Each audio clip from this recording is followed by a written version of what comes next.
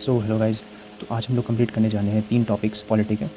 ठीक है, पहले क्या है तो वो है सबसे पहला फंडामेंटल ड्यूटीज़, दूसरा directive principle of state policies और तीसरा फंडामेंटल राइट्स। तो चलिए सबसे पहले स्टार्ट करते हैं फंडामेंटल ड्यूटीज़, जो कि काफ़ी पूछा जाता है। तो सबसे पहले फटाफट देखते हैं। तो ये क्या है, सबसे पहले फंडामेंटल ड्यूटीज़ क्या क्या है ये देखते हैं। तो फंडामेंटल ड्यूटीज़ में क्या क्या है, तो 51 ए में आता है, आर्टिकल 51 में ए में। ठीक है, और इसमें मेन क्या होता है, बस इसको आपको याद रखना है, ABCDEFGHIJK। ठीक है, आपको यानी उसके बाद कंप्लीट आपको फंडामेंटल ड्यूटीज़ आता है। ठीक है, तो फंडामेंटल ड्यूटीज़ क्या होता है, फंडामेंटल ड्यूटीज़ करने का मतलब है कि जैसे कि अब मौलिक अधिकार दिया गया है किसी भी जनता को रहने के लिए, तो ज़ाहिर सी बात है उन लोग का कुछ कर्तव्य होगा, है कि नहीं। जैसे हम लोग घर में रहते हैं तो हम लोग को माँ बाप अधिकार दिए हुए हैं, खाओ पियो पढ़ो लिखो।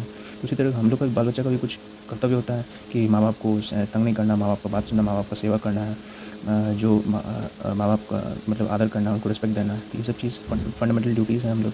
उसी तरीके से ये भी एक फंडामेंटल ड्यूटीज़ है। ठीक है, तो चलिए सबसे पहले देखते हैं इसको।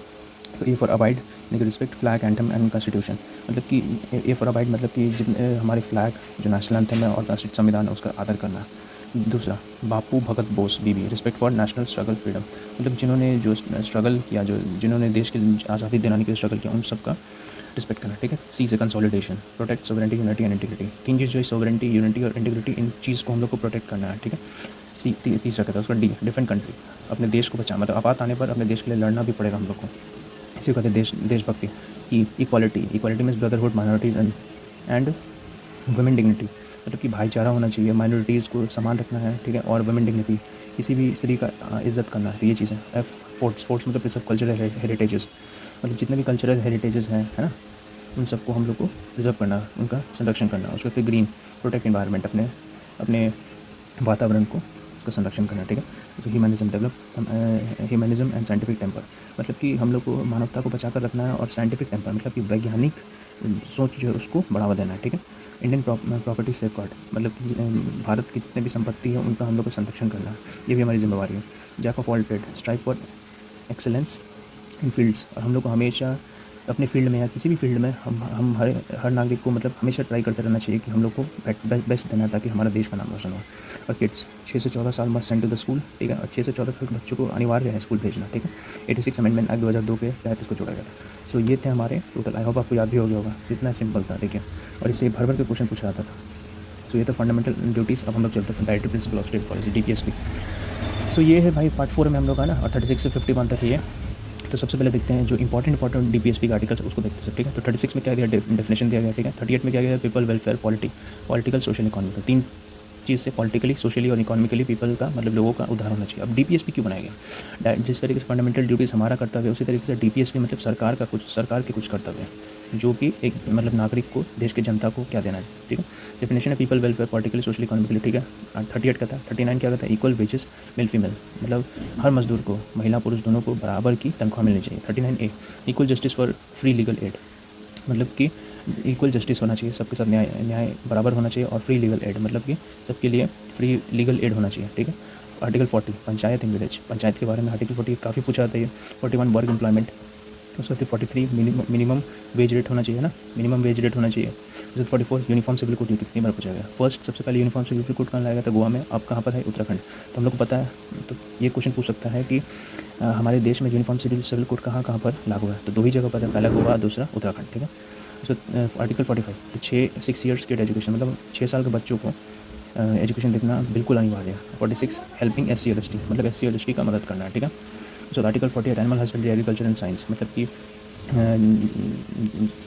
कि एनिमल हस्बेंड्री में, एग्रीकल्चर और साइंस में। ठीक है, आर्टिकल 48A में environment and wild life protection, article 48A में environment and wild life protection है, जो कि 42 अमेंडमेंट एक्ट 1976 से जोड़ा गया था, मतलब कि हमारे वातावरण को और वाइल्ड लाइफ को संरक्षण करना।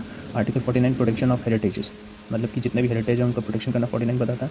और 51 का एक्सटर्नल एंड इंटरनल पीस, मतलब कि बाहरी भी और अंदर भी, मतलब कि दूसरे देशों से भी और अपने अंदर के देश में भी शांति होनी चाहिए। और आर्टिकल 50 कहता है separation of judiciary from executive, मतलब कि जुडिशियरी और एग्जीक्यूटिव को अलग अलग करना। तो ये थे डायरेक्टिव प्रिंसिपल्स। अब देखते हैं फंडामेंटल राइट्स। तो फंडामेंटल राइट्स क्या क्या भाई, तो सबसे पहले देखते हैं फंडामेंटल राइट्स, आप लोगों को पता ही होगा। तो 12 से 35 तक होता है, पता है फंडामेंटल राइट्स मतलब क्या होता है, जो हम लोग को अधिकार मिले हुआ। ठीक है, तो आर्टिकल 12 क्या होता है, तो डेफिनेशन है इसमें। आर्टिकल 13 क्या होता है, नल वॉइड। ठीक है, नल वॉइड का चीज़ है। आर्टिकल 14 इक्वलिटी है। Article 15 no discrimination. Article 16 employment है।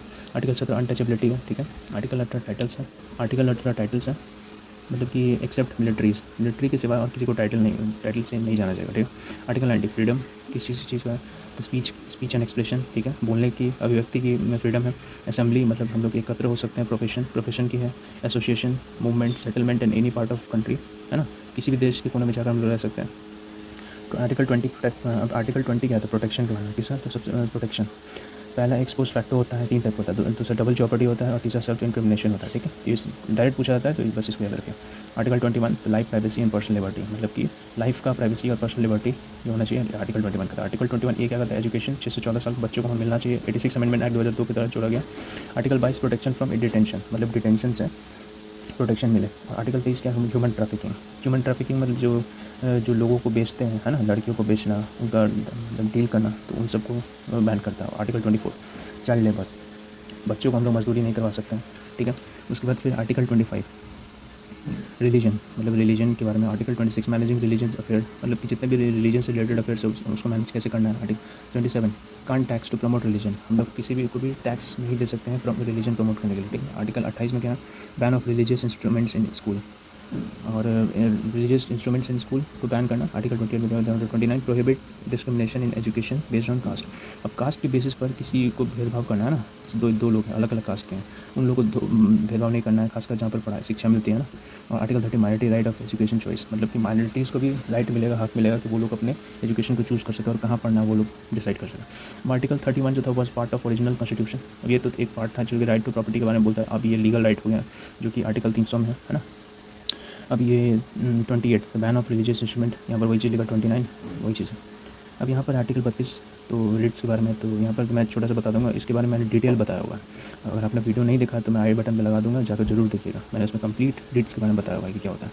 तो आर्टिकल 32 रिट्स देता है, पावर देता है, जो कि आर्टिकल 226 के तहत हाई कोर्ट में जाकर हम लोग अपने हक के लिए लड़ सकते हैं। ये 5 टाइप के होते हैं, habeas corpus, produce body, mandamus means होता है कमांड, प्रोहिबिट मतलब फॉरबिट, को वारंटो बाई वॉट अथॉरिटी, और 5वां होता है कर्टियरी टू बी इन्फॉर्म्ड। तो ये थे हमारे 3 चीज़ें। तो आई होप आपको पसंद आया होगा और समझ भी आया होगा। सो अगर मेरी वीडियो पसंद आया तो प्लीज़ लाइक शेयर सब्सक्राइब जरूर करें। Thank you so much.